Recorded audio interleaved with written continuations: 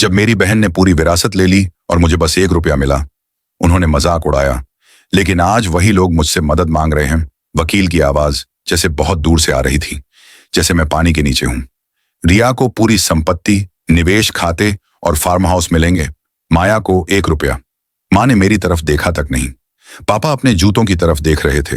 रिया मुस्कुरा रही थी, बुरी नहीं, बस संतुष्ट, जैसे उसने कोई खेल जीत लिया हो जो मुझे पता ही नहीं था कि चल रहा है।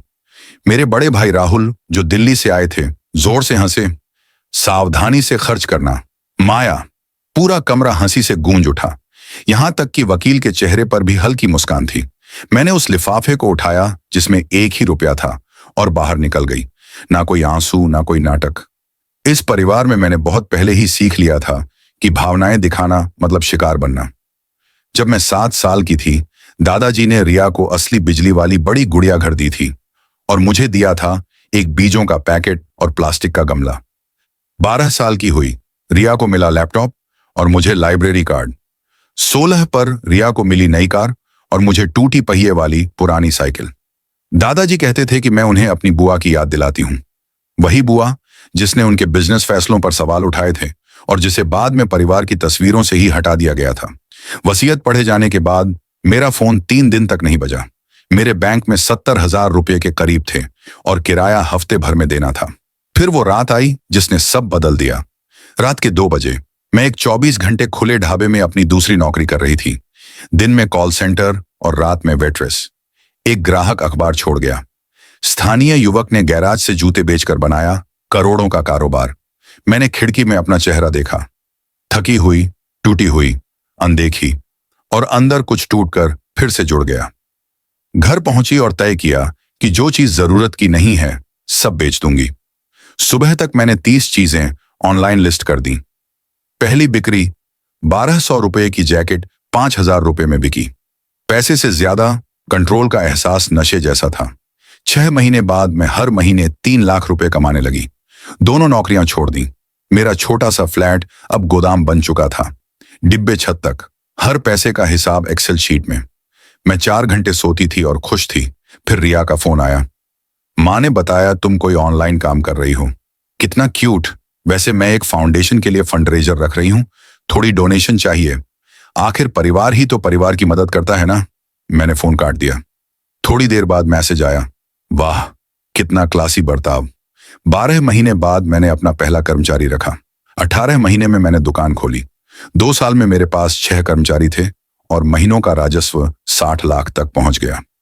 एक बिजनेस मैगजीन ने मेरा इंटरव्यू किया। स्थानीय लड़की ने 1 रुपये से खड़ी की करोड़ों की कंपनी। पोस्ट वायरल हो गई। राहुल, वाह माया, प्राउड ऑफ यू। एक्सपेंशन पर बात करते हैं। पापा, माँ और मैं लॉजिस्टिक्स में मदद कर सकते हैं। रिया, मिलो ना, मेरे पास कुछ आइडियाज हैं पार्टनरशिप के लिए। मैंने किसी को जवाब नहीं दिया। फिर माँ का फोन आया रोते हुए, माया प्लीज इस परिवार को फिर से जोड़ने दो, बस एक डिनर। मुझे समझ जाना चाहिए था।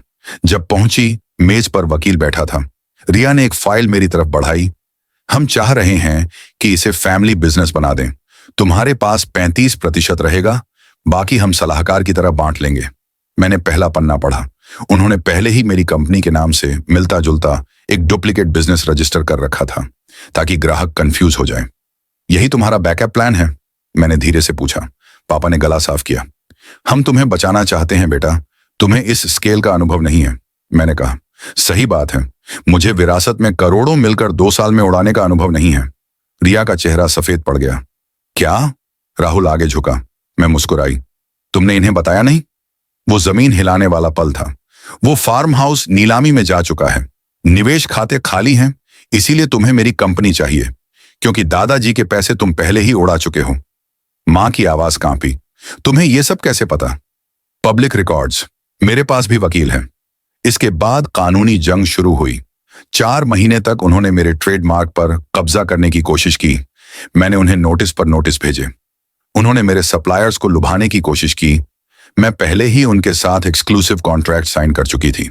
उन्होंने रिश्तेदारों के बीच मेरे खिलाफ बात फैलाने की कोशिश की।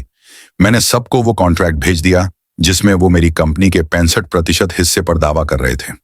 4 महीने में उनका नकली बिजनेस ढह गया। 6 महीने में रिया का घर नीलामी में चला गया। एक दिन मैं उसे कॉफी कैफे में मिली, वही महंगा कैफे जहां वो मुझे पहले दिखाने ले जाती थी कि उसकी जिंदगी कितनी परफेक्ट है।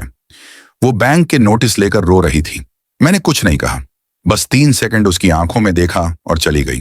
वो नजर ही काफी थी।